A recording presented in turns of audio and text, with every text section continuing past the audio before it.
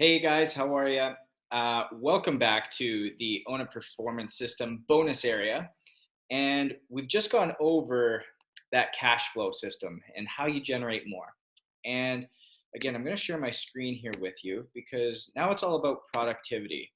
And again, something that a lot of my clients talk to me about is I know all this, I've got the systems in place. Now I'm running out of time. I don't know how I can fit everything into my day. And we've gone already through the area within our workbooks of breaking down what we're doing in our day. We've created our priorities, we've restructured our day.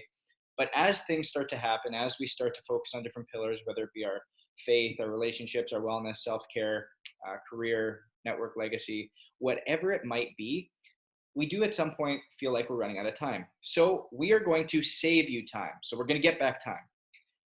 So there's four quadrants here. And what's really important is to understand that within it, we have this area called what do you hate doing? Okay. Oh, we got a little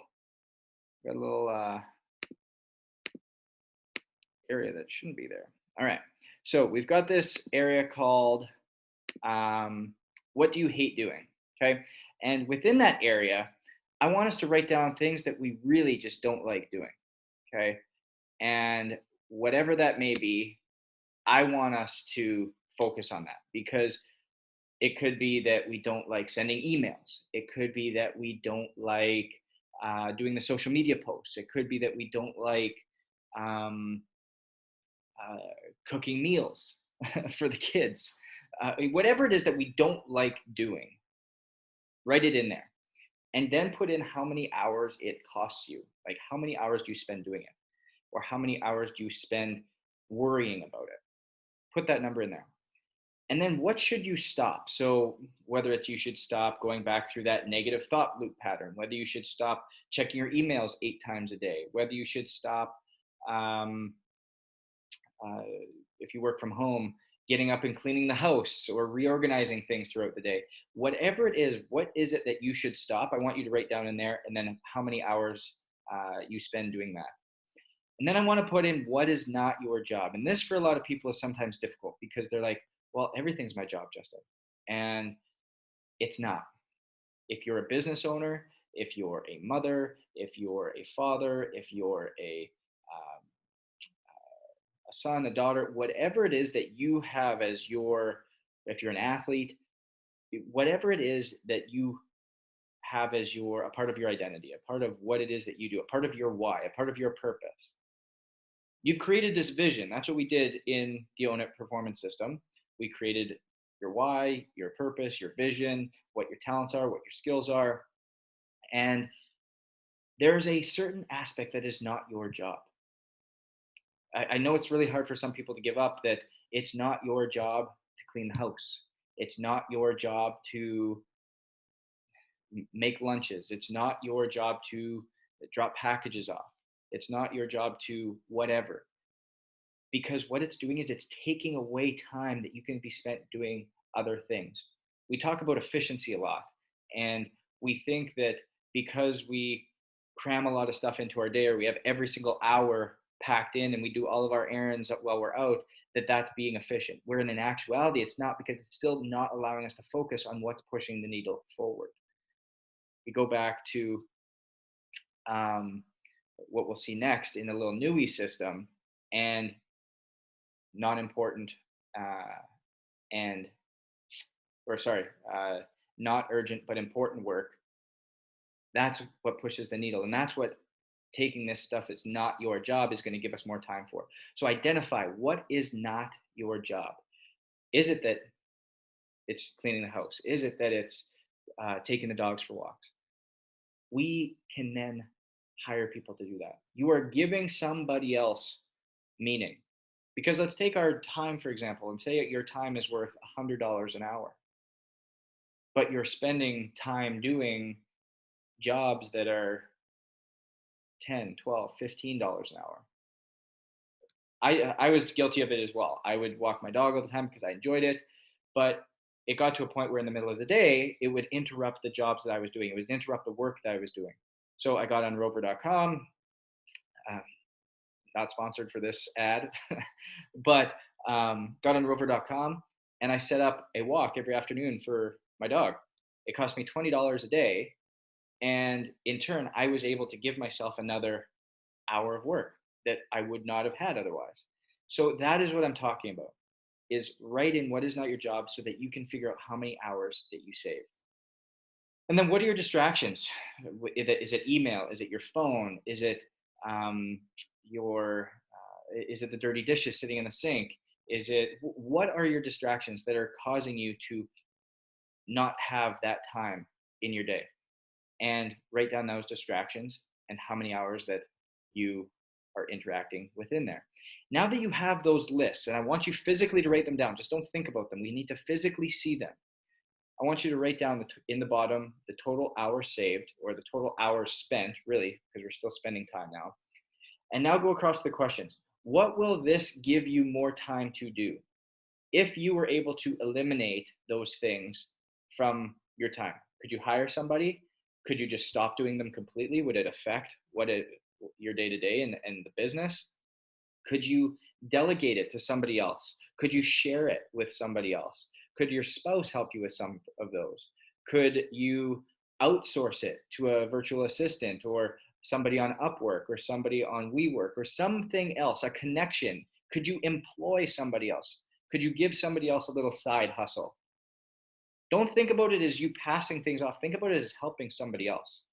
So what will this give you more time to do? If you got 6 more hours in your week, if you got 4 more hours in your week, 15 more hours in your week, what would you do with that time? And that's, again, what we'll get into on the next slide. But what would you fill it with? And then what are your first action steps to do that? I kind of gave you some of them already. Is it reaching out to somebody in WeWork? Is it reaching out to somebody in Upwork?